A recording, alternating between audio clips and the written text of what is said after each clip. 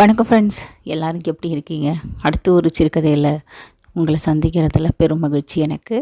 வாங்க கதைக்குள்ளே போயிடலாம். சிறுகதையின் தலைப்பு ரங்கன். ரங்கனுக்கு மனச்சுமை தலைச்சுமையை விட அதிகம் அழுத்தியது. எப்படியாச்சும் இன்னைக்கு கொண்டு போகிற கீரையை முழுசாக விற்று போச்சுன்னா ஒரு பொடி காசை உண்டியலில் போடுறேன் என உள்ளூர் மாரியம்மனை வேண்டிக் கொண்டு நேற்று பறித்த கீரைகளை புடிகளாக வாழை நாரில் கட்டி அதை ஒரு வேட்டியில் விரித்து அதில் அடக்கி தலைமையில் வைத்து விற்பதற்காக கிராமத்தில் இருந்து பக்கத்தில் உள்ள நகரத்திற்கு நடந்தே சென்று கொண்டிருந்தார். எப்பா கீரை ஒரு பொடி என்ன விலை என கேட்ட பெண்ணை ஏறிட்டு பார்த்தார். ஒரு கட்டு 10 ரூபா தானுங்க, நம்மளுக்கு எத்தனை பொடி வேணுங்க என்று கேட்டவரை பணிவோடு பார்த்த பெண் ஒரு பொடியை எடுத்துக்கொண்டு 20 ரூபாய் கொடுத்து விட்டு சென்றார். பாக்கி வாங்காமல் செல்கிறாங்களே என்று ஓடியவர் தன்னிடம் இருந்த அழுக்கு படிந்த 10 ரூபாய் அப்பெண்ணின் கையில் கட்டாயமாக திணித்துவிட்டு திரும்பி வருவதற்குள் பாதையில் சுற்றி திறந்த மாடு ஒன்று கீரைகளை தின்று கொண்டிருந்ததை பார்த்தவுடன், ஐயோ எல்லாம் போச்சே, பார்த்து பார்த்து பறிச்ச கீரை படுவாவி மாடு தின்னுட்டு போச்சே, அம்புட்டு பொடி 500 போச்சே, பள்ளிக்கூடத்து குழந்தைங்களுக்கு கொடுக்கறதுக்கு என்ன பண்ணுவேன் மாரியாத்தா, உனக்கு ஒரு பொடி காசு உண்டியலில் போடுறேன்னு சொன்னேனே, இப்போ எந்த சாமியும் காப்பாத்தலையே.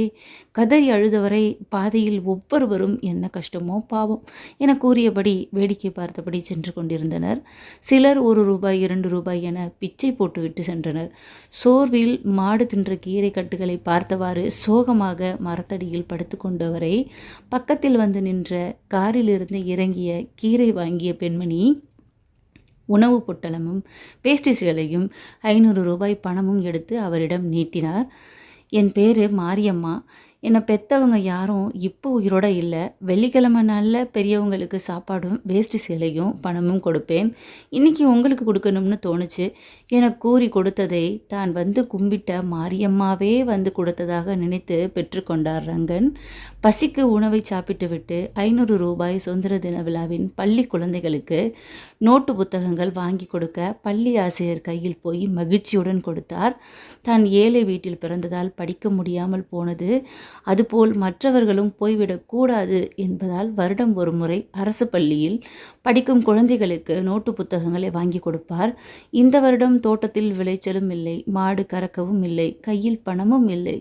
சிறு வயதில் கீரை விற்ற பழக்கம் ஞாபகம் வர இன்று கீரை விற்பது ஒன்றே வழி என நினைத்து கீரையை விற்க போனாலும் அக்கீரையை மாடு தின்ற கவலையில் ரங்கன் முழுக கவலையோடு நினைத்திருந்த நிலையில் இப்பெண்ணின் செயலால் மகிழ்ந்துவிட்டு தோட்டத்து வீட்டிற்கு நடந்தே சென்று வெளியில் கிடந்த கயிற்றுக்கட்டில் அமர்ந்து ஆராயி ஒரு குவளை மோர் கொடு, தாகமாக இருக்குது என கூறிய போது உள்ளிருந்து மோர் கொண்டு வந்து கொடுத்த கைகள் இளம்பெண்ணின் கைகளாக இருந்ததை கவனித்தவர் அண்ணாந்து பார்த்த பொழுது அந்த பெண் குடிங்க தாத்தா என்றதும் சற்று தடுமாறியவர், ஆறுதாயினி என கேட்டபோது, நான் இந்த முருகனுடைய பொண்ணு மாரியம்மா.